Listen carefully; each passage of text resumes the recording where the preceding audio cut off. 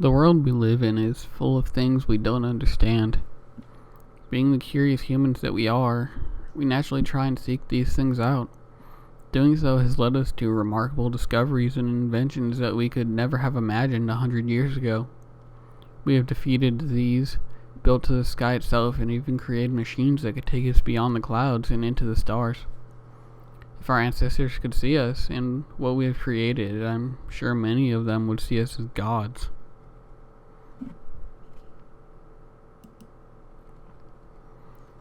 Our innate curiosity and lust for knowledge has not always led us to greatness. However, true evil and darkness have also been uncovered in humanity's conquest for knowledge. And in the end, I fear this evil will be our doom. I did not say this from the standpoint of a great philosopher who has sat and simply pondered things either. No. I say this because I have seen it, experienced it. I was a part of it. The event I'm about to relate to you is true in its entirety. This I swear. I feel certain that this will fall on deaf ears, and many of you will believe this to be just another spooky story meant to give you cheap thrills, but I promise you that this is neither my intent nor my purpose. The purpose of this story is to simply warn you of what lurks beyond the veil of what we can see and understand, to show you what awaits us in the darkness, even if I myself don't understand it. What I'm about to tell you has happened, and I feel certain it will happen again. In 1971, a not-so-well-known scientist began preparations for an extremely secretive project known simply as the Harbinger Experiment. I would like to keep the identity of the scientist a secret for personal reasons, so throughout this recounting, I will refer to him as Zimmerman. Zimmerman's background is unclear at best beyond 1971. All that is known about him before that time is that he had grown up somewhere in Maryland with a strange fascination of the occult and supernatural. This later made him an outcast among his fellow scientists due to how scoffed up on the metaphysical he was, and still is, at the time. Zimmerman's opinions concerning the otherworldly were not the sole cause for him being an outcast, though. It was his methods that made him widely unaccepted among his peers. Zimmerman was well known during his time for being ruthless and cold beyond measure. He never cared about the means. All that mattered to him was the results, and if he predicted the results to be valuable enough, anything would be worth obtaining them. It was in this insatiable and brutal lust for the truth that made him feared among those that knew him, and the few that knew of him and did not fear him believed in him and followed him in his work closely. The word Harbinger itself has such a mysterious and intimidating taste to it. Maybe it's the way it rolls from our tongues, or maybe it's simply due to its association with the project, but the word always seems to carry a certain amount of doom with it, which would make sense. The word itself means to warn or forebode. I can't imagine Zimmerman's reason for giving the experiment this title, but in retrospect, it fits perfectly. Zimmerman came to a select few, me being one of them. He told us he was working on something big and that he needed people who could keep confidentiality and not spread the idle gossip of his work. While he did not fully trust some of us, he did know that we were professionals and that for some reason or another, we were all in dire need of employment. I had worked at the local clinic as a doctor, but I was caught stealing medication and was promptly fired. This left me a very dark mark on my resume, so work was hard to find. I was also a native to Alaska and lived near where the experiment would take place, so I guess you could say I was a convenient choice. As you can imagine, I jumped at the opportunity. It was not hard to when I saw the payout.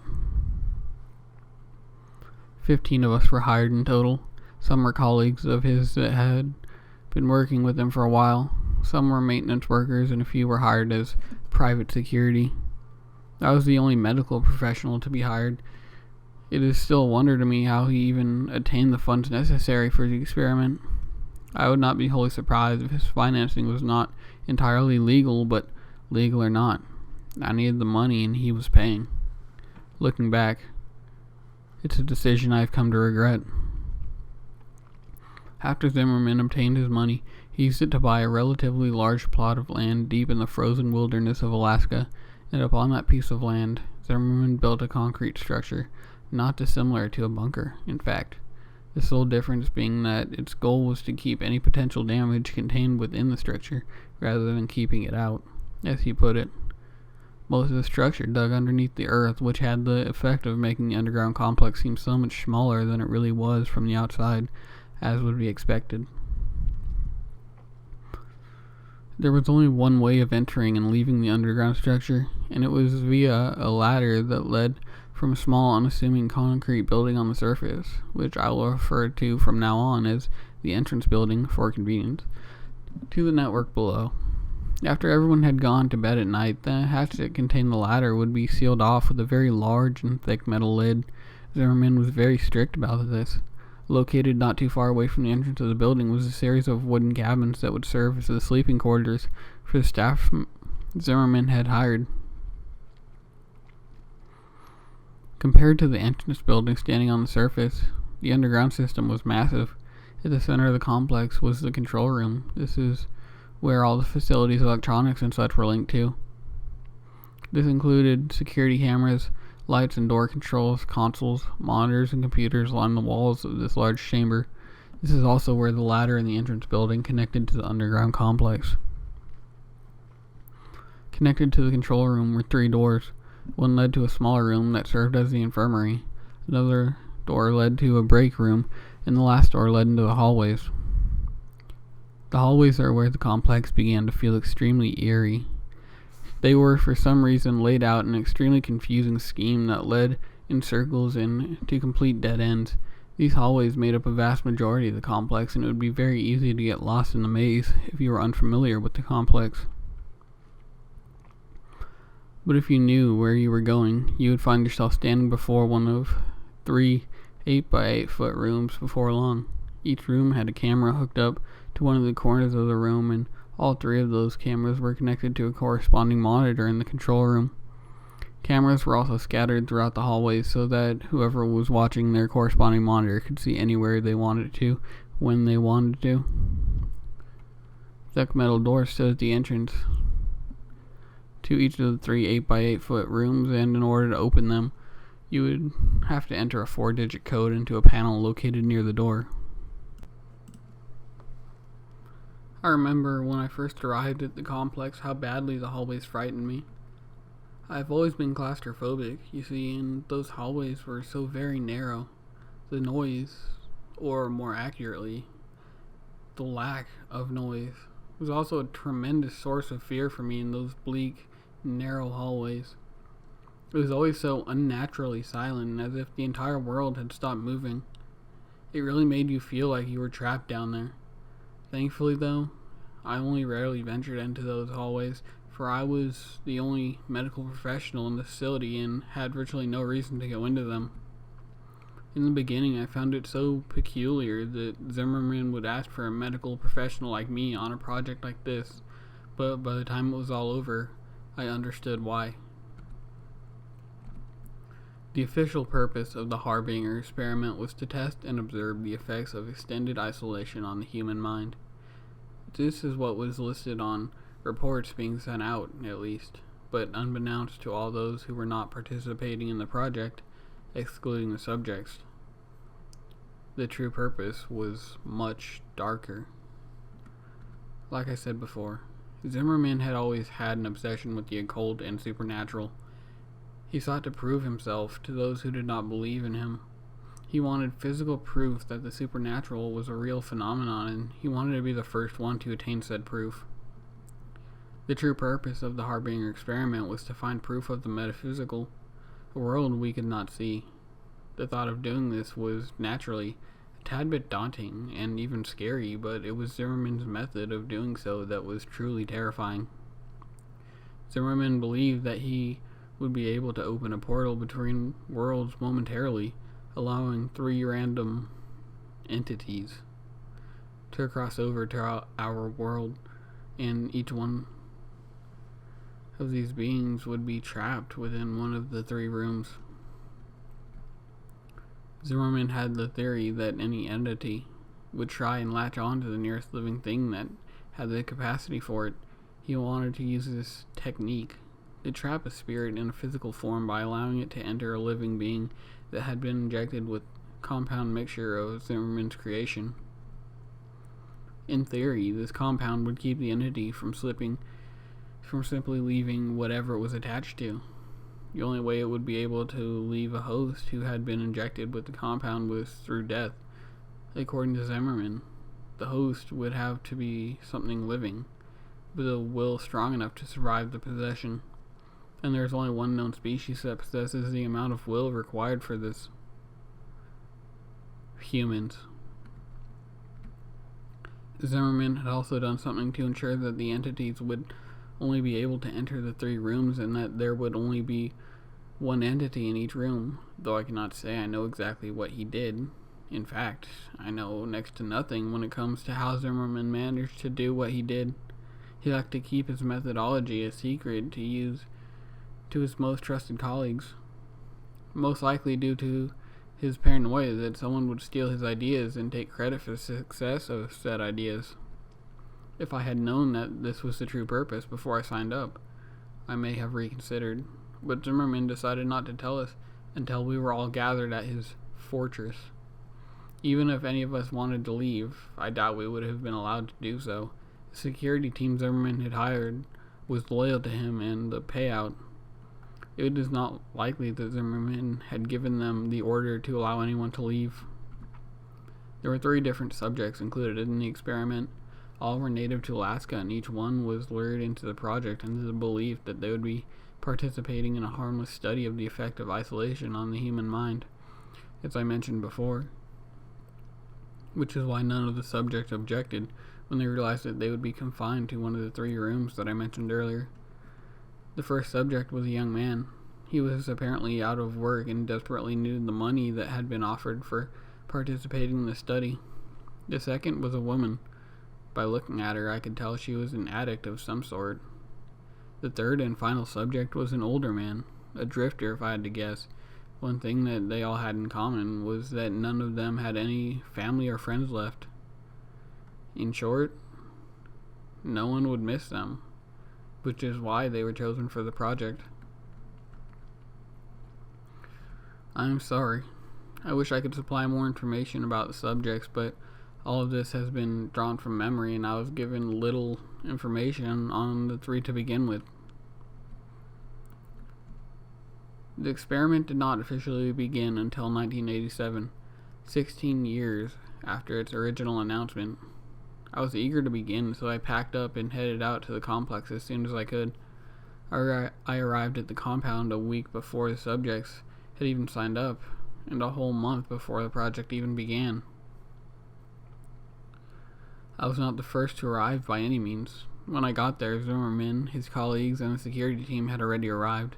I suppose you could say I was among the people Zimmerman did not trust to arrive first. Everyone had arrived about a week before the experiment began. There was a noticeable rift between those who were there simply for the money and those who were followers of Zimmerman. On October 15th, 1987, all the preparations were in place. The subjects had been sealed in their rooms, the cameras, lights, and speakers were fully operational, and all the staff members had settled in. The time had come for the experiment to officially begin. Zimmerman asked everyone to report to the control room around 9 p.m. to witness the beginning of the experiment. He wanted everyone to be present when he proved that all his theories had been correct and that he was not just a madman.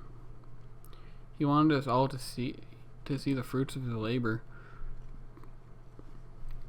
When everyone had finally gathered in the large control room, Zimmerman turned to us and simply said, "Observe." He then turned his back to us, leaned into the microphone that would project his voice through the 3 rooms, and began chanting in a strange language that I feel certain no one but Zimmerman could understand. We all observed the 3 large monitors on the wall, silently waiting for something to happen. The subjects all stood in their rooms, dumbstruck by Zimmerman's chanting, staring at the monitors with confused expressions on their faces. About 5 minutes after, I felt something awful. I can't explain exactly what it was, but a horrible feeling of dread washed over me, riddling me with fear. It was then that the ground actually began to shake subtly and the lights began to flicker. Zimmerman continued chanting into the microphones as if nothing was off or wrong, while the subjects began dashing around their rooms, screaming for help. Then suddenly the ground stopped shaking and the monitor's image turned into static. The air began to become very heavy as we all stared at the monitors, waiting for them to regain their image and show us what was happening or had happened in those 3 rooms. For a while, all was silent, but then there was screaming. The screams of a woman going through unbearable pain and terror began to echo through the compound. The similar screams of men began to coincide with the women's terrified screams, and together they mixed into an awful symphony of pain and fear that beat mercilessly into our ears. Those of us who were here for the money began to give each other scared looks, while those loyal to Zimmerman seemed completely unfazed. We wanted to leave and never come back to this awful place, but we all knew deep down that Zimmerman would never allow that to happen. We were here for the long haul. There was no escape. It was 10:13 p.m. when the screaming finally stopped. The monitors had yet to reveal to us what had occurred in those 3 rooms. As soon as the screaming ended, Zimmerman stood and dismissed us all for the night, adding that we were all forbidden to come back into the compound until 10 a.m. tomorrow morning. Not like any of us wanted to. We all solemnly made our way out of the compound and towards the cabins and settled in for the night. I feel it is safe to say that not all of us slept well that night, and I was not one of them. The following morning, all of the staff had arrived at the entrance building. We all stood inside, exchanging tired or nervous looks as we waited for Zimmerman to arrive and open the hatch that concealed the ladder. I could see palpable fear in the eyes of some of us, while others did not seem to have been even remotely affected by what happened last night. Zimmerman showed up 5 minutes after 10, apologizing for his tardiness as he came through the door of the entrance building. He opened the hatching without any hesitation, began descending the ladder downwards into the black abyss. He almost seemed enthusiastic. I was the first to follow behind Zimmerman's dark descent into the facility. It seemed that the farther I climbed down, the more the darkness closed in on me, as if it was trying to swallow me whole. And as I climbed deeper, I couldn't help but feel that this place was different somehow. While before there was only the unsettling concrete, hallways and rooms, now there was something else. Something made the eeriness feel so real and personified. I felt like a horrible and gruesome scene awaited us down there, but I continued climbing downward, despite my fear and my hesitation. There was no longer just a spooky bunker. There was darkness and malevolence in the air. A true evil now lived here, and I could feel it. We all could. I finally felt my foot touch the ground and let out a silent sigh of relief to be on solid ground. Almost as if on cue, the light bulbs came alive, dousing the room in their warm and welcome light. Zimmerman must have turned on the power, I thought. I allowed myself to take a couple of seconds to examine the control room. It was exactly as we had left it last night, for which I gave a silent and thankful prayer. It was almost as if nothing unusual had ever happened. I shook myself from my thoughts as I remembered the static-filled monitors from the night before. I let my eyes slowly make their way towards the monitors on the wall, anticipating the grim and fearful scenes that would be on them. My attention was first grabbed by Monitor 1 and 3, which were still pure static. It would have been a small relief, but then the motionless image on Monitor 2 caught my eye. Room 2 was entirely still and everything seemed entirely untouched. I couldn't help but gasp as I noticed the only thing that was different. The woman lay in the center of the small concrete room. An expression of fear and terror was frozen on her gaunt face as she lay silent and lifeless on her back. Zimmerman's expression turned angry when he saw this. He ordered the second monitor be turned off, and it was. We didn't ask why. It's not like any of us wanted to see those dreadful scene any longer. He also ordered that if the images in monitors 1 and 3 did not return within the next 2 hours, the security team would be sent to investigate the rooms. The security team nodded at hearing this. They made it seem as if they had no fear, but I could see it in their eyes. The subtly loud tick-tock of the clock was the only sound that echoed through the control room while I stared at the monitors. An hour and 50 minutes had gone by, and static was still all that occupied monitor 1 and 3. All the other staff members were working, except me. This was due to the fact that the project had been completely injury-free thus far, so I essentially had nothing to do but wait for someone to hurt themselves. Zimmerman, a couple of his colleagues, and I were the only ones that occupied the room. They quietly chatted amongst each other on the other side of the room while I spent my time reading and pondering the situation I currently found myself in. I'd clearly made a mistake coming here. The corpse lying in room 2 was evidence enough of this, and God only knew what awaited us in rooms 1 and 3. My thoughts were soon interrupted as monitor 3's image returned. The clear image now displayed on screen made everyone's eyes noticeably widen.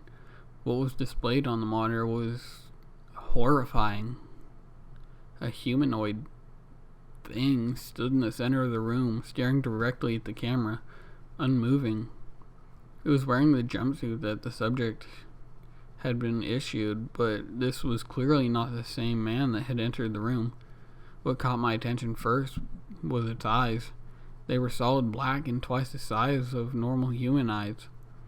They seemed so endless and so cold. Its head had also grown with the eyes in such a symmetrical and unsettling manner. The being had also shed all of the hair it once had, and even from the monitor I could see how unnaturally smooth and clear its skin was. It had also seemingly grown in height and stature, which could be seen in the fact that the jumpsuit was now obviously far too small for its wearer. Its limbs had grown especially long. Its arms hung almost as low as the creature's knees. What we were looking at was in no way the same man we had sent inside. Fear. Fear was all I felt as I continued to stare into the monitor at the thing in the room, and my fear seemed to be shared by those around me, which made me feel kinda good. It may sound awful, but it was a bit satisfying to see that Zimmerman and his colleagues could feel fear too. But at the same time, it was worrying because it showed that this was not part of Zimmerman's plan. Something had gone wrong. We all stared into the monitor at the thing despite our fear. It was almost as if we were in a trance. My already present fear began to grow and spread rapidly through my body as I became lost in the creature's eyes, trapped in its terrifyingly hypnotic gaze. After what felt like forever, I managed to break eye contact with the creature and divert my attention from the monitor, and when I did so, I felt my fear levels drop considerably. After a short while, Zimmerman ordered his security team to make their way to Subject 1's door, just as he said he would do. The security team left without question, armed only with batons and pistols. I focused my attention on watching the men progress through the hallways towards Subject 1's room via the cameras, even though the not-so-high-quality cameras. It wasn't hard to tell that these men were afraid of what awaited them. Their heads were downcast as they walked. They did not possess the same confidence within them as they did when the project began. They looked like scared boys being sent off to a terrible war. Eventually, they made it to the door. We had perfect vision on them in the door via the hallway camera. One of them said something through one of their walkie-talkies and made a motion towards the camera. In response, one of Zimmerman's colleagues buzzed the door open. The men already had their pistols out by the time the button was pushed. Slowly, the door began to open. We all watched eagerly as the men began to approach the door, guns aimed inside. Suddenly, and without warning, there was a loud shriek, and as something bounded out of the room at the men, the monitor turned into static. Immediately, we could hear screaming echoing down the hallways, followed shortly after by the distinct sound of gunshots. We could do nothing but wait. After a couple of minutes, the screaming and gunshots stopped. We all waited and prayed, hoping that whatever bounded at them from the room would not be the one to return to the control room. After a couple more minutes, 3 of the men came back, carrying with them the corpse of the 4th. He had massive cuts covering his chest, and his face was shredded. You couldn't even tell who he was anymore, or even that he was human. I was used to gore, being a doctor and all, so I felt somewhat unfazed by the massive shredded flesh and bloodied meat they carried with them, but many of the others went pale and vomited. The security team all wore emotionless expressions and eyes filled with terror. One of the men finally looked up at us. He stared at us for a while with those wide eyes of his. "It's dead," he finally managed to mutter in a shaken and scared voice.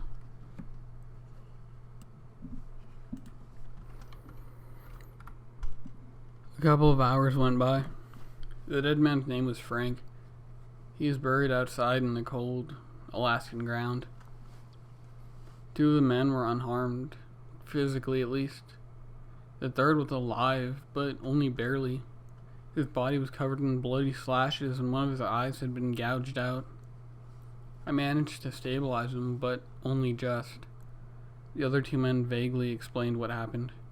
Apparently, Subject 1 leaped out at Frank after the door had opened, only it wasn't really Subject 1 anymore. According to the men, it had hideously contorted its face in long, sharp claws. They claimed to have shot it over a dozen times before it fell dead, and then they emptied another dozen bullets into it just to be sure it was really dead. Only once it was dead did they come back. After tending to the wounded man, I went to investigate the monitors. I was afraid, as I was, of seeing what those monitors may have held. I needed to see. Subject 3 was the only one left now, and I needed to see it and make sure the creature was still in its room. It seemed to be more like a jail cell than an ordinary room at this point, though, which was probably a good thing. The cameras displaying Subject 1 room in the hallway outside still displayed a static-filled screen. No one was sent to repair them or investigate. We just had to hope that Subject 1 was well and truly dead. Monitor 3's image was exactly the same as I had left it. Subject 3 was still staring directly into the camera at us. He was still in the exact same position, and if it were not for the small fan in the corner of the room, I would think I was looking at a still image. In a way, I felt relief at seeing this. Relief that he was still in his room and had not escaped while no one was looking. After everything quieted down, I noticed something especially unusual. There was a strange sound emanating from somewhere. At first, it was barely noticeable. The only reason I heard it was because of how extremely quiet it was in the infirmary, but as time went by, it slowly began to increase in volume. After about an hour, it was loud enough that everyone else could hear it too, and after a couple more hours, its volume had increased so much that we could determine what the noise was. It was a song. One of the staff members identified it as "Living in the Sunlight" by Tiny Tim. Apparently, his father loved the song and listened to it frequently. The song seemed to be on a loop and kept replaying itself. Although we were able to identify the noise, we remained unable to identify its source. We knew that it wasn't coming from the speakers because we had turned them off. It seemed to be emanating from the walls themselves. More time ticked by as we all began to become increasingly agitated by the song. I spent most of my time in the infirmary attending to Frank or in the control room. Fear hung in the air, and the presence of unmistakable darkness and evil was no doubt its source. Subject 3 still had not moved. He had kept his unblinking gaze fixed on the camera the entire time. It always felt like he was staring directly at me, no matter where I was in the room. I think this effect was also felt by others due to the fact that they seemed to move around the room a lot and for seemingly no reason. After a few hours, the song was so loud that people almost had to shout in order to communicate. We had been trying to find its source so that we could turn off the song, but it was to no avail. The source was completely unidentifiable. This added a level of extreme irritation to our already very present fear. It was around 8:30 that the ground itself began to shake once again, just as it had done the previous night. Panic began to spread among my fellow employees and me as the shaking grew in intensity. During this, I had the sudden instinctual feeling to look over at Subject 3's monitor. It was gone. Almost as if, on cue, the power went out, and thankfully, the song did as well. Ever since the security team came back, panic had been slowly building up among the staff, and Zimmerman was powerless to stop it. When those lights went out, the calm projections that everyone had been trying to maintain left us, and the fear in all of our hearts took over. The emergency backup lights kicked on shortly after the power went out, which I gave a silent, thankful prayer for. The lights were dim, but they still allowed me to see a lot. Total panic seized us as many of my fellow staff members began screaming and rushing to the ladder in an attempt to escape, but too many were trying to use it at once, and no one was able to get very far on the ladder without someone else pulling them to the floor and taking their place. Zimmerman was shouting for everyone to calm down, but his dominating and intimidating personality had no effect here, and his demands fell upon deaf ears. It was total chaos. It wasn't long until people actually started hurting each other in their desperate attempts to get up that ladder and out of this place. I could only stand against the wall and wait for my opportunity to escape up the ladder. All the screams were soon silenced as a familiar hum of that unsettling song began to rise in volume again, only much quicker this time, and this time it was clear that the noise was coming directly from the maze-like corridors. People stopped fighting and shouting as all of our attention shifted to the door that led into the hallways.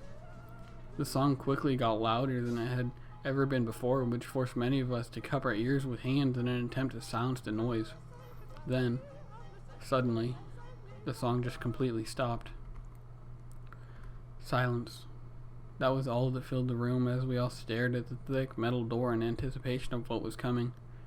It felt like ages had gone by, but in reality it was probably only seconds before the silence was broken. The door suddenly and violently burst open and the music started again, louder than it had ever been before. The suddenness and the volume of this caused many of us to recoil by falling on the ground and grabbing our ears in an attempt to block out the noise. I glanced up for just a second, and in the doorway stood a tall, smooth-skinned figure with long limbs and eyes so dark and malevolent that you could clearly see them in the dim lighting. After I got my bearings, I looked upwards at the creature once again, just in time to see the thing pick up and rip Zimmerman in half in one fluid movement, dousing the room and everyone in it with his blood, intestines, and organs. I was no stranger to gore, but this sight was too much for me to bear. I hunched over immediately after seeing this and vomited all over the cold cement floor. The ladder is my only hope of survival, I thought to myself as I forced myself to a standing position, and as my eyes rose along with the rest of me, I could see the thing ripping and tearing the people as they scattered in an attempt to escape it. It was distracted, and as awful as it sounds, this was my only chance to get up that ladder. I forced my legs to move towards the ladder, trying to block out the terrified screams of my fellow staff members and the unbearably loud music. I could hear gunshots coinciding with the screams and terrible sounds of flesh being ripped apart somewhere in the mess of noise. I reached my hands outwards and felt a wave of relief wash over me as my fingers came into contact with the hard metal rungs of the ladder. I gripped them and began to climb upwards as quickly as I could in my disoriented state, all while praying that the monster would not see me and pull me off the ladder and back into the slaughter. It felt like at any moment I would feel one of its smooth hands wrap around my ankles and pull me to my death, but I eventually made it to the top. There was no question in my mind. I had to close the hatch and seal that thing down there, even if it meant certain death for my colleagues. I could not allow that thing to escape. I gripped the thick metal lid and began to push with all my might in an attempt to seal the underground complex off. Despite how dense and sturdy it was, the lid was surprisingly easy to move and did not take very much effort to push it over the hatch, even in my weakened state. In seconds, the hatch was completely covered by the dense metal lid. I collapsed on my side and began to vomit some more as exhaustion overtook me, and as I lay there I realized something. Aside from my labored breaths, the only thing I could hear was the faint echo of that song from down below. I felt as though I would lose more of my sanity if I continued to lay there and listen to that song. So I once again forced myself to my feet and began to make my way to the wooden lodge I had stayed in the previous night. It was where I had left my baggage, and also where I had left the keys to my truck.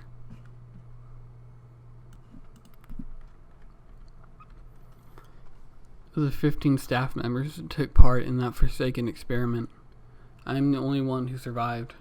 I have never returned to the awful place where all of this happened, and I don't intend to. The project was very secretive, and Zimmerman was the only one who knew all the details of it. And, as far as I know, no one is aware of my involvement, aside from me. In fact, I'm probably the only one who knows what the Harbinger Experiment truly was, let alone what actually happened. By now you are probably wondering why I've told you about something none of you should be aware of. Maybe you're expecting me to give you a speech about not messing with things you don't understand, or something along those lines. I hope not, for I have no speech to give or lesson to impart. I began hearing a noise earlier today. Almost immediately I recognized the noise as a very haunting and familiar song. I didn't even try to trace it to its source. I knew it would be pointless, and as the day has progressed, the song has increased in volume. It's loud enough now that I can very clearly make out the lyrics. I'm completely unable to escape Tiny Tim's voice. It has followed me everywhere I have gone. Subject 3 is coming for me, and I know my time left in this world is extremely limited now. I guess you could say that I just wanted to tell the tale of the Harbinger Experiment before it was lost forever. I hope that you will take some lesson of what I have recounted to you, but I think we both know that you won't. Let's be honest. You don't believe a word of what I've just told you, and I don't blame you. I wouldn't believe me if I were you.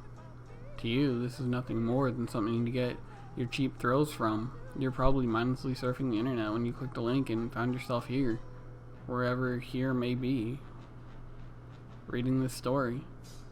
And to be honest, I don't care if you believe me or not. Even if you do, it probably won't stop you from trying to uncover the truth of a darkness that few of us have ever seen. It certainly never stopped Zimmerman. If you want a lesson, look at what happened to him when he went seeking the truth.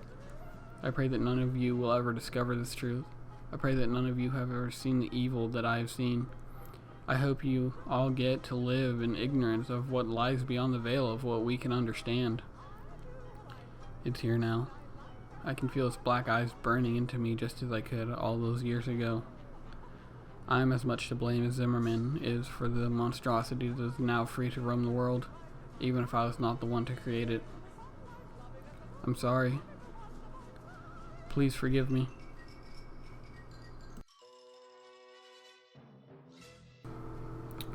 Hey guys, I hope you enjoyed the video. I found it a pretty interesting story myself. It's not really what you'd see very often. This is my first time using a new editing and recording program, so I hope it doesn't sound too bad. But if you liked it, don't forget to rate, comment, and subscribe. I'm try and put out a video, maybe 1 or 2 a week from now on, so look forward to it. Later.